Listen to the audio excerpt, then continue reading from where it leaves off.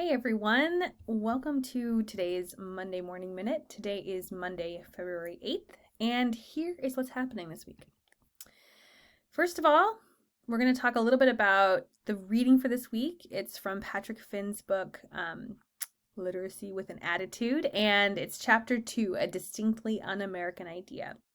I've also gone back, as you may have realized from my email a few days ago, and added the few pages of the preface. I'll talk about that too. Please do read those pages too. And then finally, let's talk about our very first critical response coming up this week. Okay, so this week, our theme in terms of the big ideas I want you to be putting together are literacy and public education. And I should say literacies and public education, because of course we want our literacy definition to be as expansive as possible, to include as many literate practices that are out there, particularly ones that students bring with them. And so this week we're going to take a chapter from Literacy with an Attitude by Patrick J. Finn. And within this book, I think it's important to kind of know his project. He is taking big studies, both in the field of public education generally, but also literacy specific. And he's just breaking them down for a more practitioner audience, I would say. So for teachers and for students, he's basically asking how these big ideas from these big thinkers can be utilized in classrooms with actual students. As you might notice from the subtitle of this book, which is Educating Working Class Children in Their Own Self-Interest, he is exclusively, for the most part, focused on class, socioeconomic class here. And that is a shortcoming. According to a lot of people, I think I would assign myself or count myself among their ranks for sure.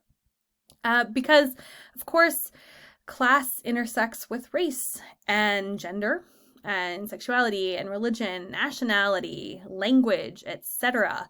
And so to only look at class feels a little one-sided. That said, class is important and it does intersect with all of those other identities. So I think it is worth our time and attention. And I also want you to know that this chapter in particular is a bit of a downer, I'm calling it. You'll read that last paragraph and be like, oh, this guy is making it sound like the whole enterprise of public education is kind of hopeless. And I would venture that you all, as prospective teachers, don't feel that way. I don't feel that way at all.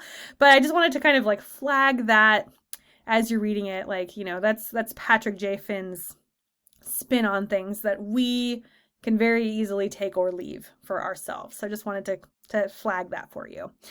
So the chapter within this book that we'll be looking at deals with the work of Jean Anyon, who is a cultural critic, educational researcher.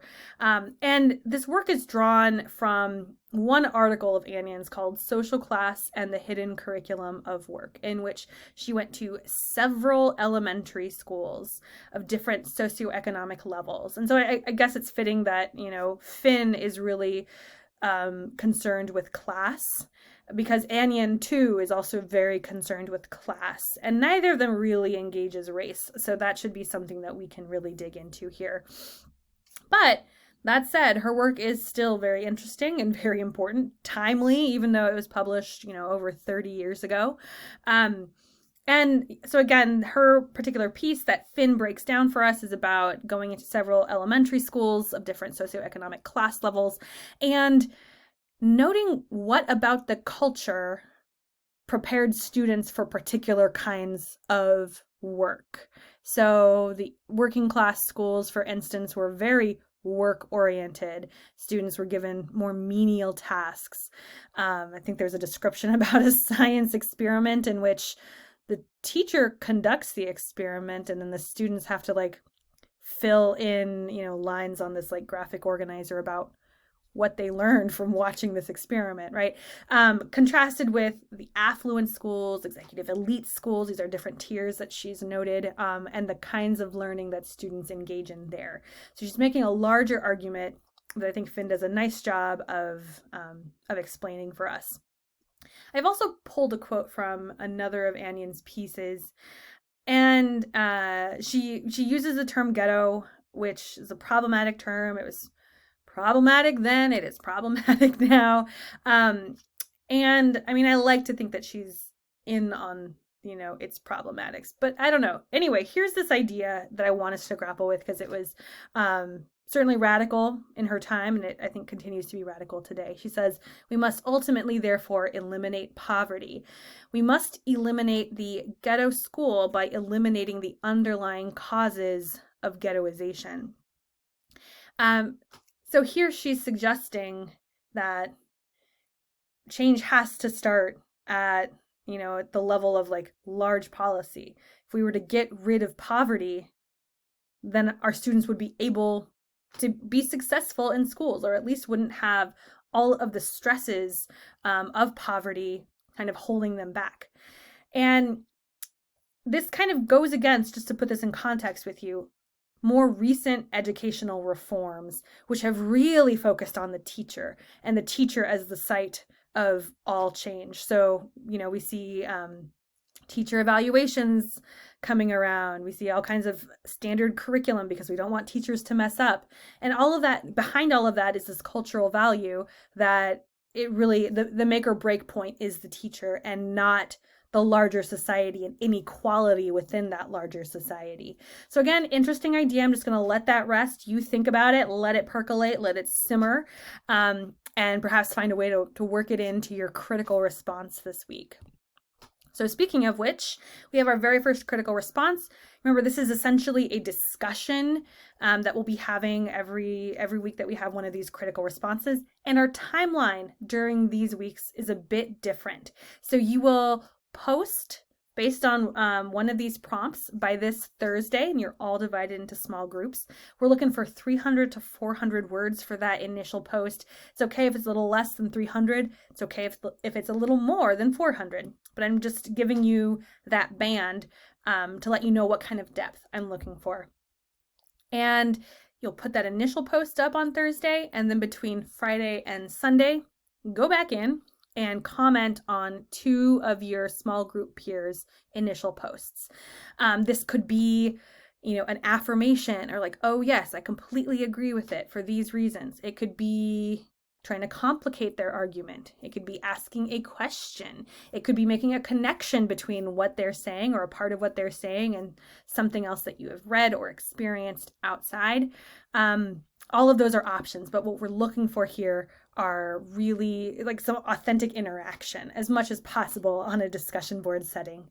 So, at long last, here are your prompts for this week based on our reading, which again, chapter 2 in the preface for Patrick Finn's book. The first, which of Annion's 4 designations of schools most related to your own experience? As you're reading through, perhaps you're like, oh my gosh, this is exactly the kind of school that I went to. Wow, I didn't even know these other schools existed. So in case you want to kind of reflect on your own schooling experience with the frame of Annion's designations, this is your opportunity to do so. I might also suggest trying to think about the literacy component of that and the different sorts of literacies that are present at each of those 4 designations. But again, the prompt is very simple, just to talk about which one related most to your own experience. And if none do, you can also say why. That would be really interesting too. Your second option, and this deals a little bit more with the preface of the book, but thinking about your own desired content area, what might domesticating literacy look like within that content area? And by contrast, what might powerful literacy look like within that context? So these are 2 terms that Finn introduces in the preface, and they have very clear linkages to what we see going on in chapter 2 in terms of Annion's descriptions of the different schools. But with those terms in tow, paint a picture of what you think domesticating literacy looks like versus powerful literacy. So if you have questions about these or any other aspect of our course, please feel free to let me know. You can always email me. Remember, I have office hours Tuesdays 1 to 3. Also on Tuesday, next Tuesday, the 9th of February, I will be just hanging out on Zoom at 5:45, so our normal class time for a drop-in hour. So come say hi or come ask a question if you'd like. I'll be there. Thank you all so much for listening to this here video, and I hope you have a great week.